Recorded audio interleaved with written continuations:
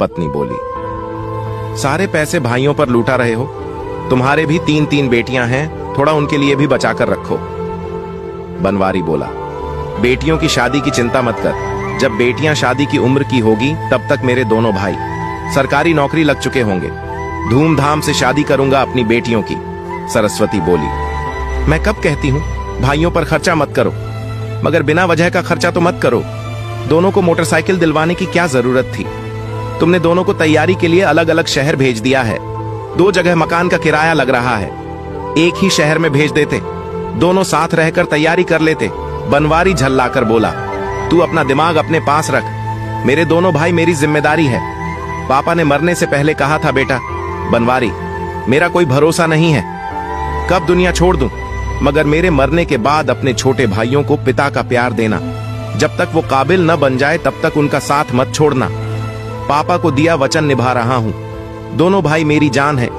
देखना, जब ये नौकरी में लगेंगे घर में पैसों की बरसात होने लगेगी। मैं तो सारे काम धंधे छोड़कर आराम करूंगा।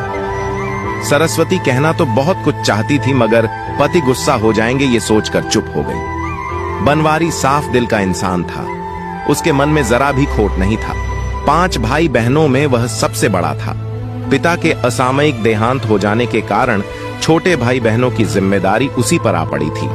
उसने दोनों बहनों की शादी कर दी थी। अब 2 भाई बचे थे। भाइयों के नौकरी लग जाने का इंतजार कर रहा था ताकि उनकी शादी कर सके।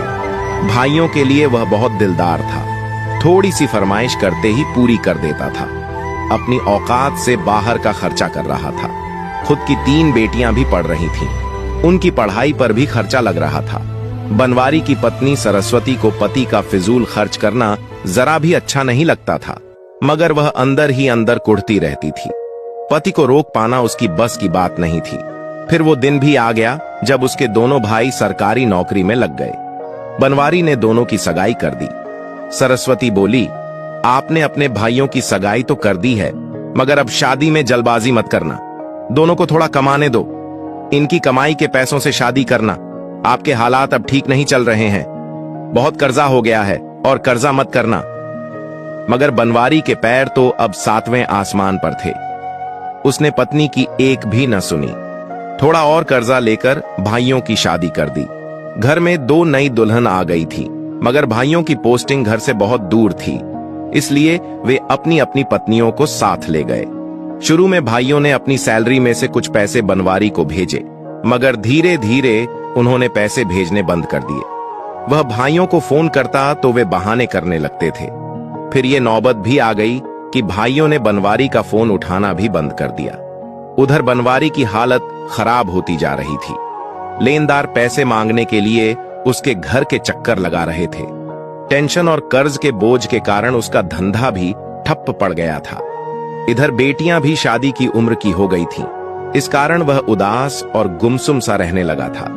भाई दगा दे गए थे, बनवारी टूट गया था। भाई अच्छी तरह जानते थे कि अगर उन्होंने बनवारी से नाता नहीं तोड़ा तो उसकी 3 बेटियों की शादी उन्हें ही करनी पड़ेगी। उधर बनवारी की खस्ता हालत देखकर उसकी मां भी अपने छोटे बेटों के पास चली गई। किसी ने सच ही कहा है कि डूबते जहाज को देखकर यात्री बाहर कूदने लगते हैं। अब बनवारी संघर्ष कर रहा है, कर्जा उतार रहा है। बेटियों की उम्र निकलती जा रही है। बड़ी बेटी 30 पार हो गई है, मगर बनवारी के हालात अभी भी नहीं सुधरे। भाई ज्यादा पड़ गए हैं, अब वो दिल की बात कम और गणित की बात ज्यादा समझते हैं। कहानी का मोरल, रिश्ते निभाइए मगर उम्मीद मत रखिए। शादी होते ही सभी अपनी सोचते हैं, अपनों का त्याग और बलिदान सब भुला देते हैं। पूरी कहानी देखने के लिए धन्यवाद।